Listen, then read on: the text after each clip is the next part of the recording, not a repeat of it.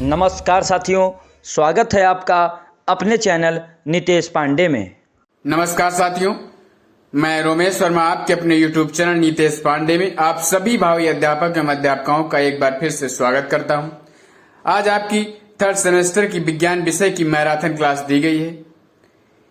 इस क्लास में जितने भी इम्पोर्टेंट क्वेश्चन हैं जो आपके एग्जाम में पूछे गए हैं, उन सभी क्वेश्चनों का अच्छी तरीके से डिस्कस कराया गया है। अगर आप वीडियो पर नए हैं तो वीडियो को लाइक करिए, शेयर करिए और सब्सक्राइब जरूर करिए।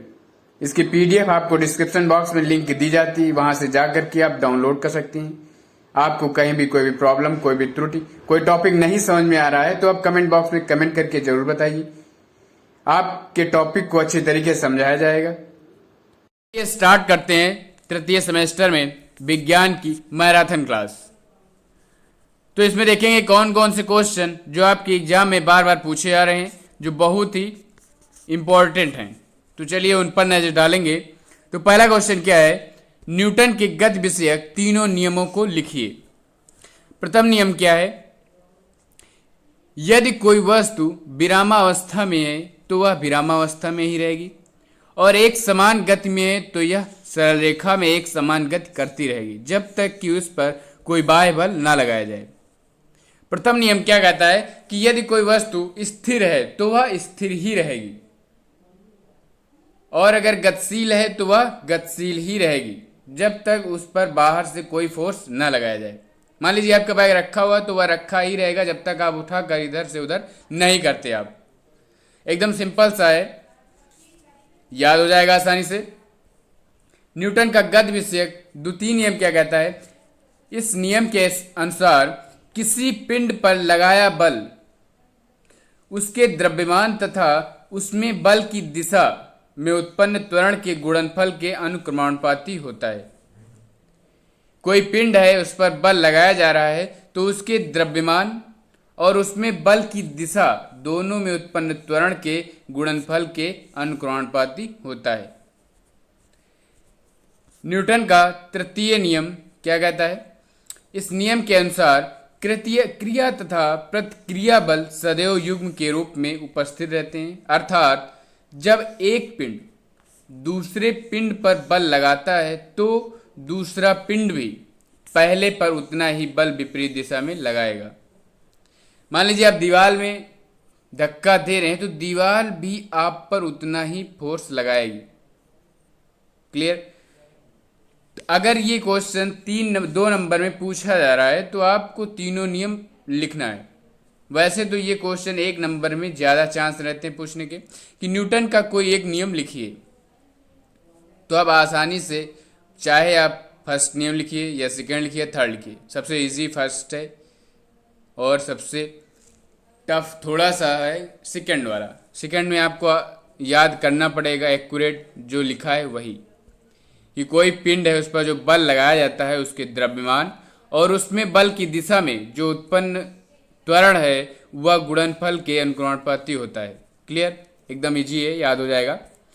चलिए अगला क्वेश्चन क्या है, सामान्य स्वस्थ मनुष्य में रक्त शर्करा की मात्रा भोजन से पहले और भोजन के बाद कितनी होती है। सिंपल सा आपको याद रखना है, ये क्वेश्चन आपके 1 नंबर में और बहुविकल्पी प्रश्न में पूछ लिया जाता है। तो भोजन से पहले कितनी होनी चाहिए, 70 से 120, और खाने के पश्चात भोजन के लगभग 2 घंटे बाद 140 होनी। इतना आप याद रखिए, खाने से पहले 70 से 120 और खाने के बाद 140। सिंपल सा। अब नेक्स्ट क्वेश्चन क्या है, पुष्प के कितने भाग होते हैं, उनके भागों को चित्र बनाकर कार्य संक्षेप में बताइए, या फिर पुष्प को परिभाषित कीजिए, पुष्प के भागों की विवेचना करिए। ज्यादातर इस बार आपके एग्जाम में फिगर पूछा गया था कि सिर्फ पुष्प का नामांकित चित्र बनाइए। चलिए देखते हैं। पुष्प वास्तव में पत्तियों का ही रूपांतरण होता है या अपने डंठल के पुष्पासन पर लगा रहता है, इसे पुष्प व्रंत कहते हैं। पुष्प का जन्म कली से होता है जो कि हरी पत्तियां निपत्रों से ढकी रहती। इन पत्तियों को बाह्यपुट चक्र कहते हैं। पुष्प की डिफिनेशन आप समझ गए कि पुष्प जो होता है वह वास्तव में पत्तियों का ही रूपांतरण होता है। आप पुष्प लेते हैं तो उसमें एक डंठल होता है, तो डंठल के पुष्पासन पर कोई पुष्प लगा होता है, इसे पुष्पवृंत कहते हैं। पुष्प का जन्म कली से होता है, पहले कली होती है फिर पुष्प बनता है जो कि हरी पत्तियों निपत्रों से ढकी रहती हैं। कोई कली होगी तो इसमें पत्तियां जो होंगी हरी पत्तियों से यह ढका रहेगा, जिन्हें क्या कहते हैं, बाह्यपुट चक्र कहते हैं। प्रारूपिक पुष्प के 4 प्रकार के अंग होते हैं। कितने प्रकार के होते हैं? 4 प्रकार के, जो पुष्पासन पर लगे रहते हैं या 4 अंग चक्रों में लगे रहते हैं। इन अंगों के प्रत्येक भाग को पुष्प कहते हैं। चारों चक्रों में से नीचे के 2 चक्र सहायक और ऊपर के 2 चक्र बाह्यपुट कहलाते हैं। ये आप याद करिए या ना याद करिए, समझ लीजिए बस। तो चलिए पहले पुष्प का फिगर देखते हैं कि पुष्प कैसे बनाएंगे। ये देखिए, ये आपका पुष्प है। चलिए देखते हैं। तो इसमें से हर एक पार्ट के बारे में आप जानेंगे, तब आसानी से आप इसे बना सकते हैं। सबसे पहले ये आप फिगर बनाएंगे अंडाशय का, जो पुष्प के अंदर होता है, इसे कहते हैं अंडाशय। अंडाशय के ये जो ऊपर ये लगा होता है, ये बना होता है, इसे कहते हैं वर्तिकाग्र। क्या कहते हैं? वर्तिकाग्र। वर्तिकाग्र से जस्ट नीचे जो नली आपको दिख रही है, ये नली दिख रही है, इसे कहते हैं वर्तिका। और इससे क्या कहते हैं? इसे कहते हैं अंडाशय। अंडाशय के अंदर ये क्या होते हैं? बीजांड पाए जाते हैं। क्लियर? अब इसके साइड में ये जो निकले रहते हैं, अभी साइड में आपने देखा होगा, ये यहाँ पर, ये यहाँ पर, ये देखिए, ये जो साइड में दिख रहा है, ये क्या होते हैं? पुंकेसर। तो इसमें ये जो ऊपर लगे होते हैं, इसे देखिए यहां से दिखाया गया, ये होता है, क्या होता है? परागकोश। मेन इसमें पराग भरे होते हैं। और इसके सबसे बाहर का ये जो भाग होता है, ये होता है दलपुंज। ये होता है दलपुंज। और इसके बाहर जो ये ग्रीन ग्रीन दिख रहा है, ये होगा बाह्य दलपुंज। ये जो पुष्प जिस पर लगा होता है पुष्पीय अक्ष, उसके नीचे पुष्पासन, और उस सबसे नीचे जो डंठल दिख रहा है पुष्पवृंत। क्लियर? समझ में आया? एकदम इजी सा फिगर आप बना सकते हैं आसानी से। अंडाशय होता है और ये होते हैं पुंकेसर। ठीक, और ये बाहर का जो पार्ट होता है दलपुंज होता है, और ये ग्रीन वाला ये बाह्य दलपुंज। इसके जो पुष्प जिससे स्टार्ट होता है, ये होता है पुष्पीयच, और उसके बाद पुष्पासन, पुष्पवृंत। और ये नली होती है वर्तिका, और ये होता है वर्तिकाग्र। बस इतना सा आपको याद रखना है, फिगर आपका कंप्लीट। चलिए पुष्प के भाग के बारे में देखेंगे। सबसे पहले कैलेक्स, मतलब बाह्य दलपुंज। बाह्य दलपुंज पुष्प के खिलने से पूर्व आंतरिक अंगों की रक्षा करता है। अभी हमने बताया, जैसे मैंने बताया, ये जो ग्रीन ग्रीन आपको दिख रहा था, ये होता है बाह्य दलपुंज। यह आंतरिक अंगों की रक्षा करता है। पुष्प खिलने के उपरांत यह भोजन निर्माण का भी कार्य करता है। ग्रीन होता है तो भोजन निर्माण का कार्य करता है। रंगहीन बाह्य दलपुंज दलपुंज का भी कार्य करता है। कभी कभी यह फलों के प्रकीर्णन में भी सहायता देते हैं या रोमदार रचना में बदल जाते हैं तथा इन्हें रोमगुच्छ कहते हैं। आसानी से आप बना कर ले सकते हैं अगर आपको फिगर याद है। दलपुंज हमने क्या बताया था? दलपुंज क्या होता है? कुरोला। ये मान लीजिए ये आपका पुष्प था, ठीक है, ये पुष्प था। ये जो बाहर दिख रहा था, ये देखिए, फिगर पर मत जाइएगा, चलिए छोड़िए। ये यहाँ से ये था बाह्य दलपुंज। इससे ऊपर जो ये निकलता है बाहर, उसके बाद इसके अंदर ये होता है बीजांड। ठीक, ये जो बाहर का ये दिख रहा है, ये होता है दलपुंज। यह रंगीन होता है। यह परागण के लिए कीटों को आकर्षित करते हैं। हरा दलपुंज भोजन निर्माण का कार्य करता है। यह पुंकेसर तथा अंडप की रक्षा करते हैं। इसके अंदर पुंकेसर और अंडप होता है तो उसकी रक्षा करता है। जो इसके हरा दलपुंज होता है भोजन निर्माण करता है। और यह जो बाहर का रंगीन होता है, ये पार्ट जो रंगीन होता है, यह क्या करता है? आकर्षित करता है। क्यों भाई आप लोग सोचते हैं? क्योंकि दूसरों को आकर्षित कर सकें। तो ये कीटों को आकर्षित करने के लिए रंगीन बनाया जाता है, कलरफुल होता है, जिससे कीट आकर्षित हो। इसीलिए आप लोग सोचते हैं क्योंकि दूसरों को आकर्षित कर सकें। तीसरा पार्ट क्या है? एंड्रोसियम, जो मेल पार्ट होता है।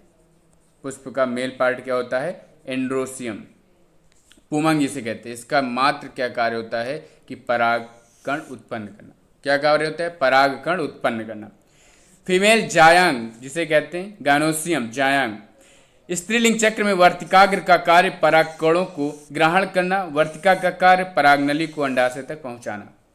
अब आपके माइंड में फिगर तुरंत बन जाना चाहिए कि ये फिगर आपके माइंड में तुरंत बन जाना चाहिए। ये हमने बताया था वर्तिका होती है, सॉरी वर्तिकाग्र होता है और ये होता है वर्तिका, ये होता है अंडाशय। इस पर परागकण गिरते हैं, ये इसको ग्रहण करता है। फिर ये पराग नली जो होती है जिसे वर्तिका कहते हैं, इसके जरिए यहां तक परागकण पहुंचते हैं। ये क्या होता है? अंडाशय। क्लियर?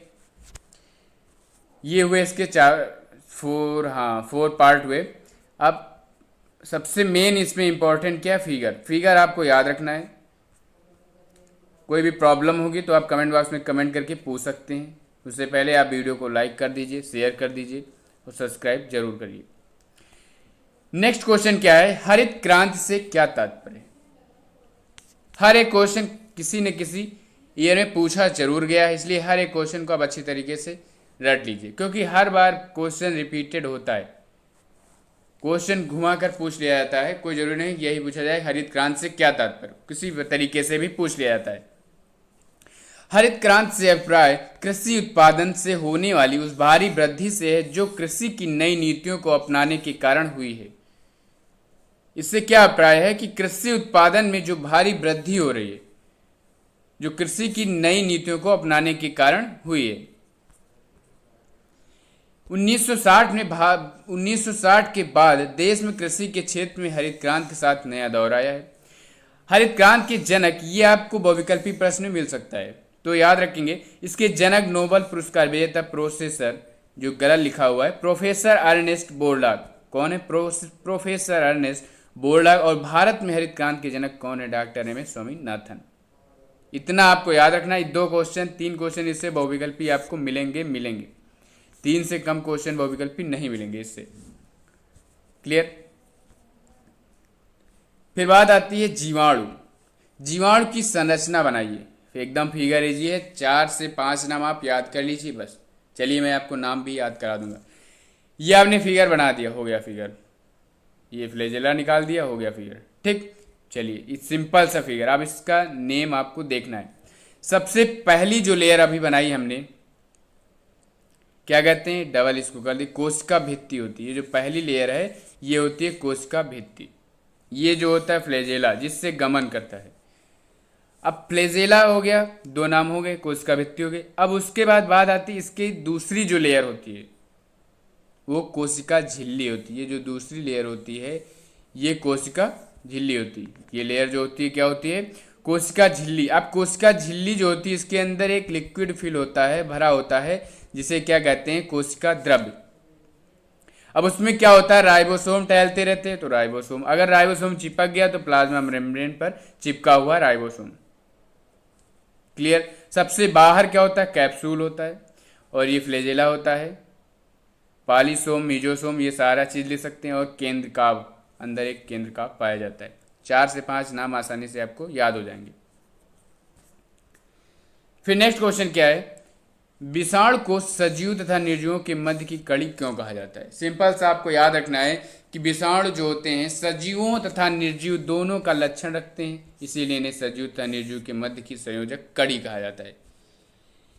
पूछ लिया जाता है कि चलिए विषाणु तथा सजीवों को, विषाणु का लक्षण लिखिए सजीवों का और निर्जीवों का। सजीव के रूप में कैसे कार्य करते हैं और निर्जीव के रूप में कैसे कार्य करते हैं। तो दो आपको याद रखने लक्षण। न्यूक्लिक अम्ल पाया जाता है इसमें। ठीक, सजीवों के भांति ताप, दाब, रसायन का प्रभाव होता है। सजीव कोशिका के अंदर जाने पर सक्रियता से सजीव के समान, इसमें एंजाइम तंत्र का उपयोग करना। जब ये सजीव कोशिका के संपर्क में आता है तो सजीव कोशिका की भांति कार्य करने लगता है, इसका एंजाइम तंत्र एक्टिव हो जाता है। ठीक, अब बात आती है निर्जीव। श्वसन की आवश्यकता नहीं होती है। विषाणुओं का क्रिस्टल बनाना, जीव द्रव्य का न पाया जाना। इसको कई वर्षों तक बोतल में रखा जा सकता है, खराब नहीं होगा। कई वर्षों तक इसको बोतल में रखा जा सकता है। तो यह निर्जीव की भांति कार्य करता है।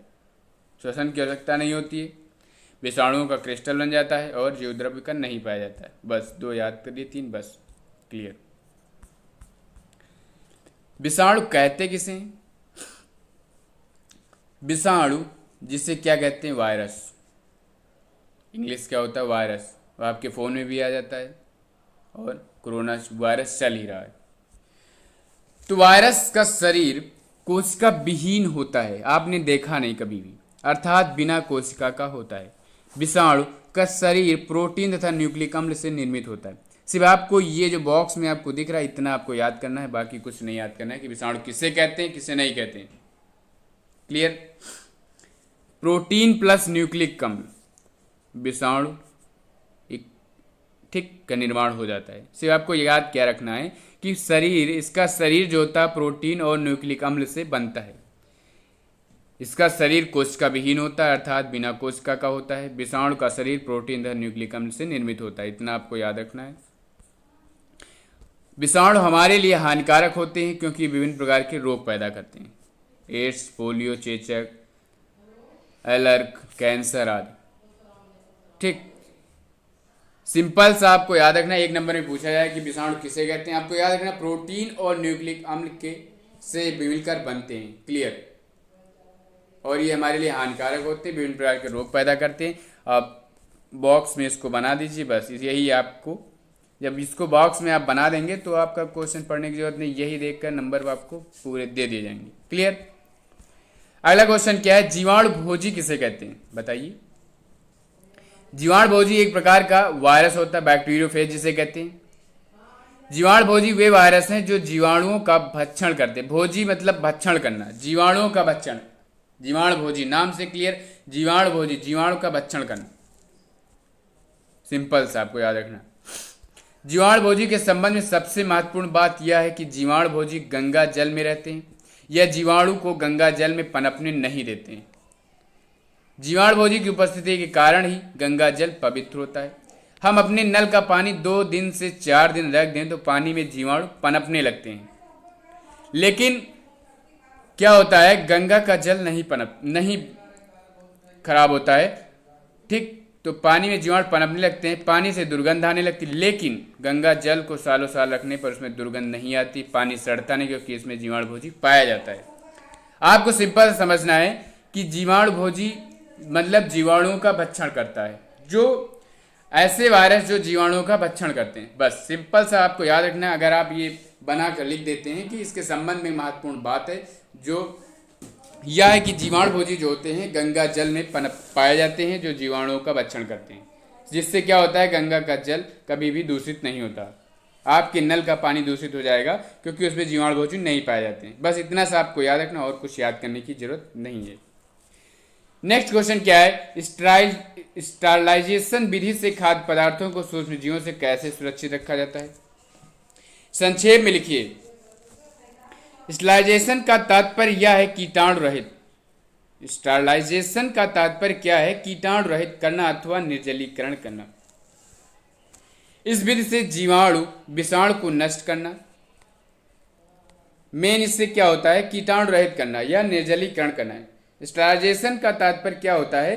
कीटाणु रहित करना। इतना आपको याद होना चाहिए, इसका तात्पर्य क्या होता है? निर्जलीकरण करना है, कीटाणु रहित करना। समझे? इस विधि से जीवाणु विषाणु को नष्ट करना। यह एक ऐसी प्रक्रिया है जो प्रभावपूर्ण तरीके से संक्रमणकारी तरीकों, कवक, जीवाणु विषाणु को भोज्य पदार्थ, औषधियों या जैविक संवर्धन माध्यम से नष्ट कर देती है।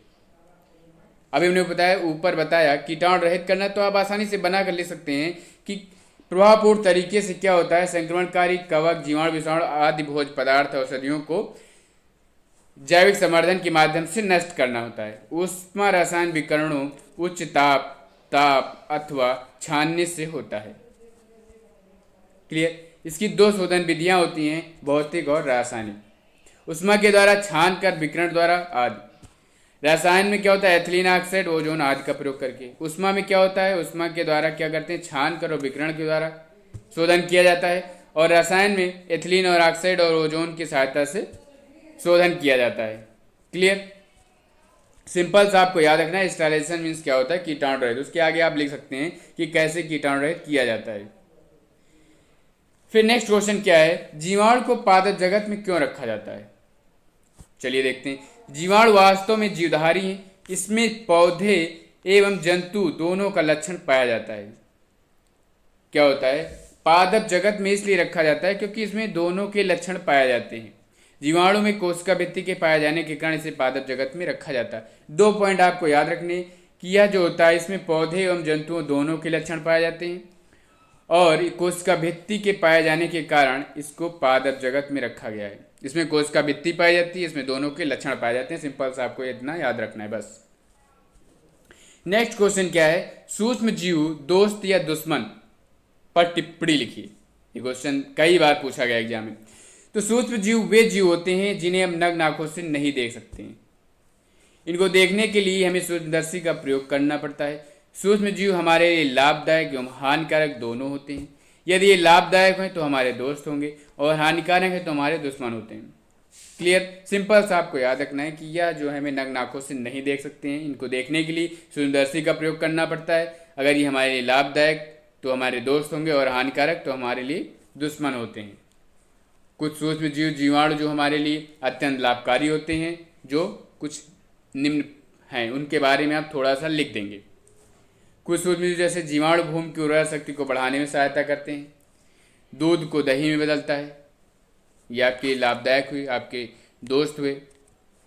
दूसरी तरफ कुछ जीवाणु विषाणु हमारे लिए अत्यंत हानिकारक होते हैं, ये विभिन्न बीमारियां हमारे लिए पैदा कर देते हैं, टाइफाइड, पोलियो, खसरा, टीबी आदि। सिंपल सा आपको याद क्या रखना है। आप देखिए, सिंपल सा क्वेश्चन है कि यह सूक्ष्म जीव दोस्त या दुश्मन। कई बार टिप्पणी इस पर पूछी गई तो आपको लिखना क्या है, 2 नंबर में पूछा जा रहा है तो आपको थोड़ा सा बड़ा लिखना पड़ेगा, 50 वर्ड से ज़्यादा। तो सूक्ष्म जीव वे जीव होते हैं जिन्हें हम नग्न आंखों से नहीं देख सकते। देखने के लिए क्या चाहिए, सूक्ष्मदर्शी चाहिए। सूक्ष्म जीव हमारे लिए लाभदायक और हानिकारक दोनों होते हैं। लाभदायक होंगे तो हमारे दोस्त होंगे और हानिकारक होंगे हमारे दुश्मन होंगे। तो हमारे लिए लाभदायक कैसे होंगे, कुछ जीवाणु जो होते हैं जो हमारे लिए लाभदायक होते हैं, जैसे भूमि की उर्वरा शक्ति बढ़ाने में सहायक होते हैं, दूध को दही में बदलते हैं। दूसरी तरफ क्या होता है, कुछ जीवाणु हमारे लिए बहुत ही हानिकारक होते हैं, जैसे हमारी बीमारियां उत्पन्न कर देते हैं हमारे शरीर में।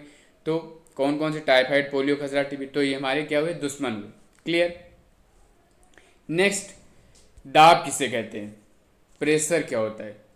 ठीक, तो किसी तल पर बल लगने के कारण दाब उत्पन्न होता है। कोई तल है, उस पर अगर आप फोर्स लगा रहे हैं तो दाब उत्पन्न होगा। तो चलिए देखते हैं, सिंपल सा आपको याद करना है, परिभाषा क्या है। किसी तल पर दाब तल के क्षेत्रफल और इस पर लगाए गए लंबवत बल पर निर्भर करता है। आपको याद क्या करना है, दाब इक्वल टू, सिर्फ यही याद करना है, दाब इक्वल टू बल अपॉन क्षेत्रफल, और कुछ नहीं याद करना। क्या याद करना है, दाब इक्वल टू बल अपॉन क्षेत्रफल। थ्योरी इतनी ज़्यादा याद करने की जरूरत, सिर्फ इतना याद कि दाब इक्वल टू बल अपॉन क्षेत्रफल।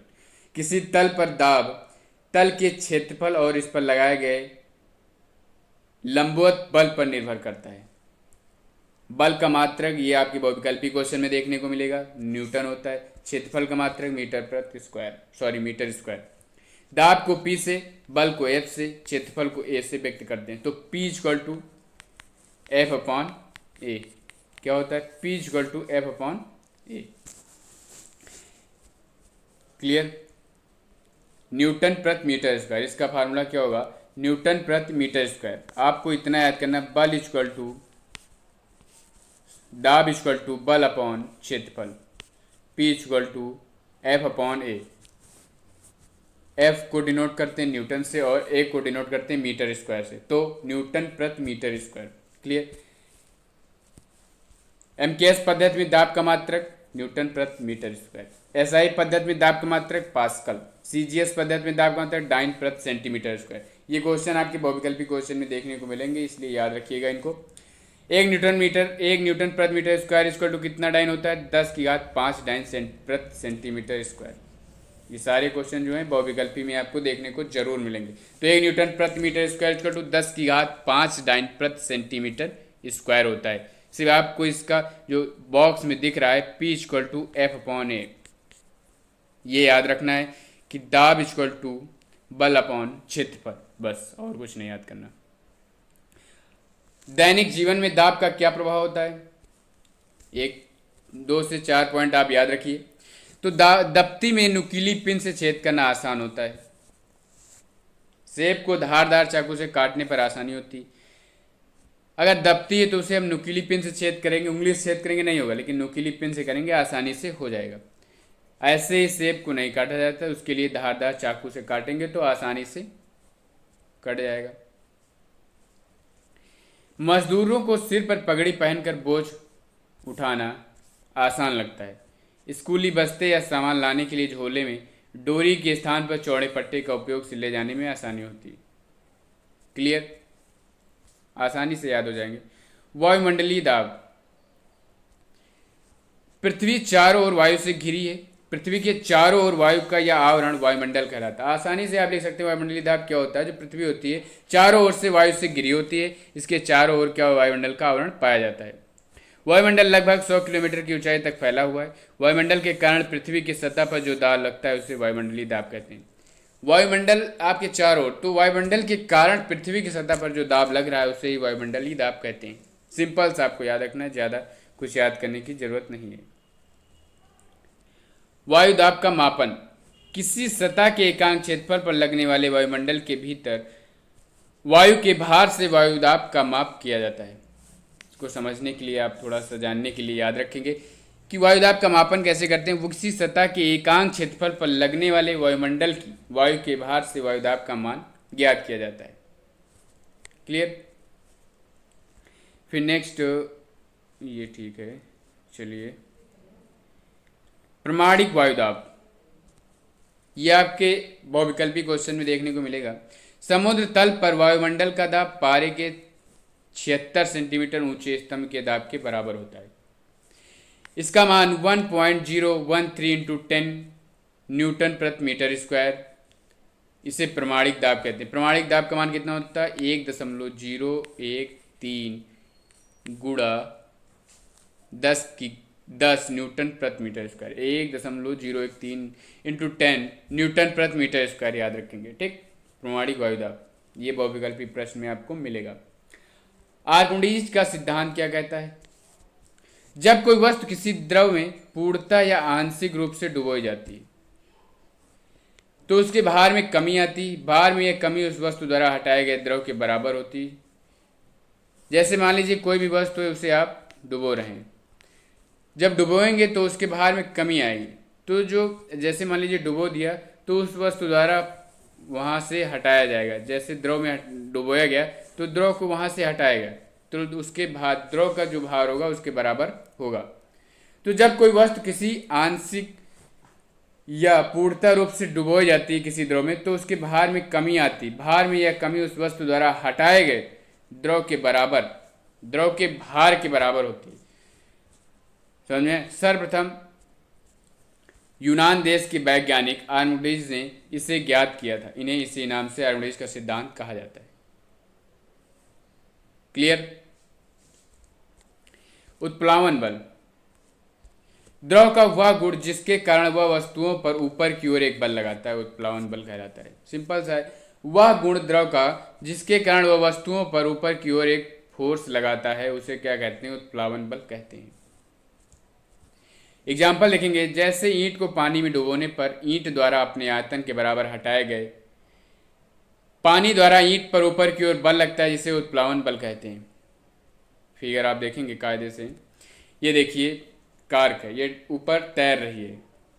वुड जब लकड़ी डुबो जाती है तो देखिए इसने उतना वाटर हटा दिया एल्युमिनियम का पूरा, तो ये जो पानी के अंदर आपको दिख रहा तो इतना ये पानी हटा दिया तो पानी थोड़ा ऊपर बढ़ गया, तो इसे क्या कहते हैं? उत्प्लावन बल कहते हैं।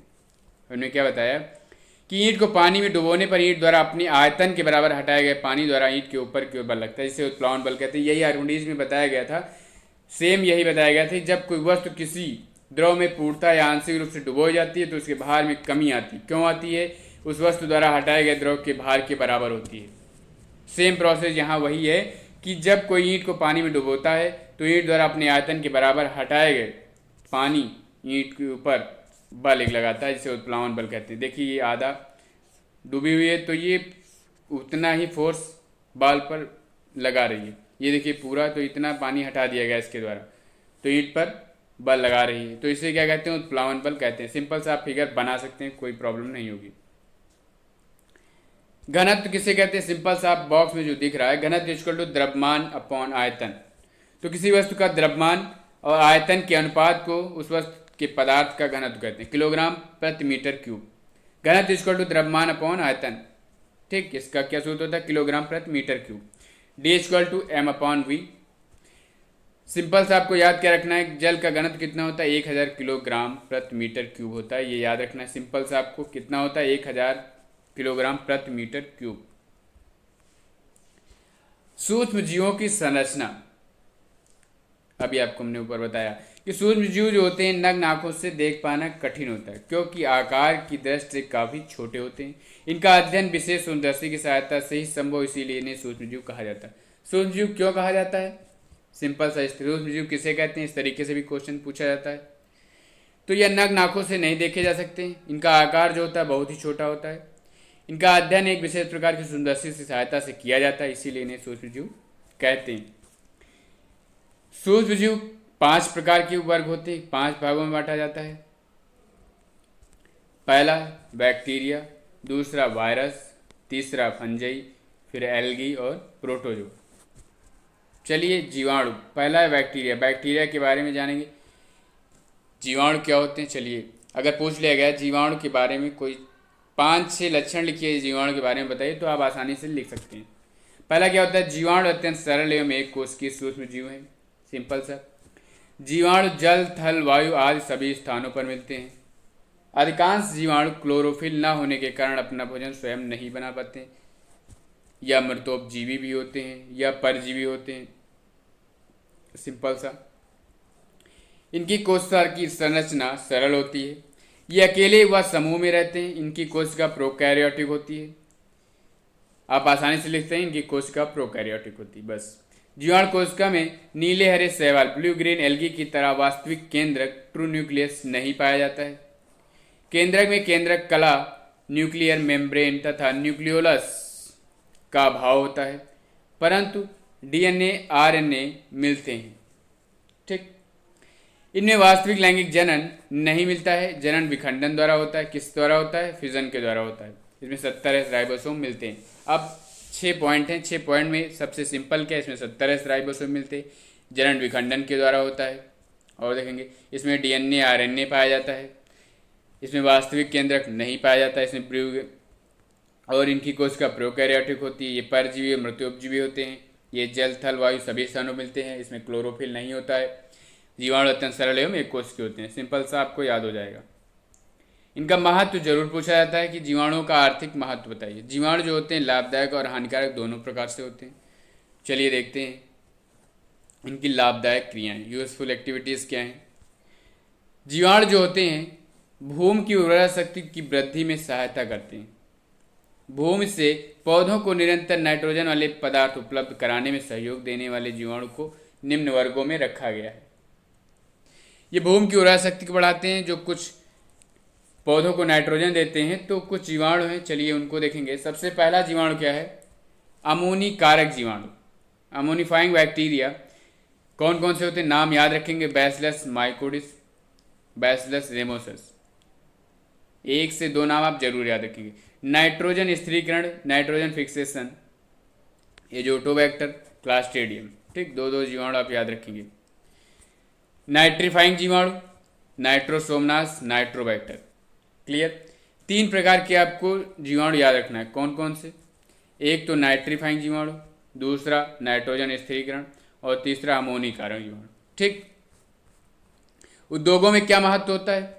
औद्योगिक क्षेत्र में जीवाणुओं का महत्वपूर्ण स्थान है। इनके द्वारा अनेक रासायनिक क्रियाएं होती हैं, उनमें से कुछ निम्न है। पहला है डेयरी उद्योग में। कौन कौन से जीवाणु, उनको याद रखेंगे। Streptococcus, lactis, Lactobacillus, casei. बस 2 याद रखने। अब बात आती है हानिकारक क्रियाएं। कौन कौन सी? खाद्य पदार्थों को दूषण, मतलब खाद्य पदार्थों को दूषित कर देते हैं। कौन कौन से होते हैं? स्टाफाइलोकोकस, माइक्रोकोकस। नाम अगर आपको एक याद हो रहा तो एक याद करिए। डिनाइट्रीफाइंग जीवाणु, बैसिलस डिनाइट्रिफिकेंस। इसके डिनाइट्रीफाइंग से ही इसका नाम है कि डिनाइट्रिफिकेंस। ठीक, सिंपल सा आपको याद हो जाएगा। नहीं याद हो रहा तो आप ऐसे भी लिख सकते हैं कि यह दूषित करता है भोजन को, बना बना कर आसानी से लिख सकते हैं। अब जीवाणु तथा रोग, ये क्वेश्चन आपके बहुविकल्पी क्वेश्चन पूछा जाता है और आपको याद करना ही होगा इसको हमेशा के लिए, कहीं भी हर एक एग्जाम में पूछा जाता है। तो मानव में रोग और देखेंगे रोग पैदा करने वाले जीवाणु। कालरा जिसे कहते हैं हैजा, विब्रियो कोलेरी, कालरा से है तो विब्रियो कोलेरी आसानी से याद हो जाएगा। डिप्थीरिया, कॉर्नीबैक्टीरियम डिप्थीरी, देखिए लास्ट में डिप्थीरी लिखा हुआ है, डिप्थीरिया से बना तो कॉर्नीबैक्टीरियम डिप्थीरी। क्षय रोग जिसे कहते हैं ट्यूबरक्लोसिस टीबी, तो माइकोबैक्टीरियम, क्या होता है माइकोबैक्टीरियम। टिटनेस, क्लास्ट्रीडियम टिटैनी, आसानी से नाम याद हो जाए Clostridium tetani. Pneumonia, Streptococcus pneumoniae. Typhoid, Salmonella typhi. Gonorrhoea, Neisseria gonorrhoeae, Neisseria gonorrhoeae. Clear, आसान है एकदम से याद हो जाएंगे। अब बात आती पौधों में रोग। 1 या 2 नंबर में पूछा गया कि मानव में होने वाले रोग जीवाणु से और पौधों में होने वाले रोग लिखिए। तो क्वेश्चन को देख कर आप लिखेंगे कि 1 नंबर में पूछा जा रहा है, 2 नंबर में उसे अकॉर्डिंग आप लिखेंगे। कम से कम 3 आपको याद होने चाहिए। पौधों में रोग, citrus canker, Xanthomonas citri. Blight of paddy, Xanthomonas oryzae. Ring rot of potato, Xanthomonas solanacearum. ठीक, citrus canker, blight of paddy और ring rot of potato. Citrus canker Xanthomonas citri, blight of paddy क्या होता है Xanthomonas oryzae, और ring rot of potato Xanthomonas solanacearum. अब potato जो होता है सोलिनियसी फैमिली का होता है, तो उसी से इसका नाम क्या है सोलिनियसियरम। ठीक, याद हो जाएगा आसानी से अगर आपने पढ़ी होगी फैमिली तो। अब नेक्स्ट क्वेश्चन क्या है, संपीड़ित प्राकृतिक गैस क्या होती है पूछा गया था। संपीड़ित प्राकृतिक गैस जिसे कहते हैं compressed natural gas, CNG, hydrogen मिश्रित गैस है। संपीड़ित प्राकृतिक गैस हाइड्रोकार्बन मिश्रित गैस है। यह गैस पेट्रोलियम कुओं से स्वतः निकलती है। इसमें 80% से 90% तक मीथेन, एथेन तथा अल्प मात्रा में हाइड्रोकार्बन गैस पाई जाती है। यह गैस तीव्र नीली लौ के साथ जलती है। संपीड़ित प्राकृतिक गैस को मार्स गैस भी कहते हैं। अब आपको क्वेश्चन कैसे पूछा जाता है कि संपीड़ित कंप्रेस्ड नेचुरल गैस बताइए, नहीं मार्स गैस किसे कहते हैं, इसलिए ये इंपॉर्टेंट है कि मार्स गैस किसे कहते हैं। तो आपको सारा डिटेल सीएनजी का लिखना होगा कि इसे मार्स गैस भी कहते हैं। क्लियर, ये सारे क्वेश्चन जितने भी क्वेश्चन हैं सब आपके एग्जाम में पूछे गए हैं। इनको आप अच्छी तरीके से याद कर लीजिए, रिवीजन कर लीजिए, एक भी क्वेश्चन भूल से मत छोड़िएगा, आसानी से आप याद करिए। कहीं भी कोई प्रॉब्लम, कहीं भी कोई भी त्रुटि नज़र आ रही तो आप कमेंट बॉक्स में कमेंट करिएगा, आपकी प्रॉब्लम को सॉल्व किया जाएगा। अगर आपने अभी तक हमारे वीडियो को लाइक नहीं किया है, शेयर नहीं किया है और सब्सक्राइब नहीं किया तो कृपया करके आप सभी लोग लाइक शेयर जरूर करते रहिए, जिससे हमें मोटिवेशन बनता रहे आपके लिए इंपॉर्टेंट क्वेश्चनों के साथ क्लासेस होती रहे। तो चलिए मिलते हैं अगली क्लास में, तब तक के लिए धन्यवाद।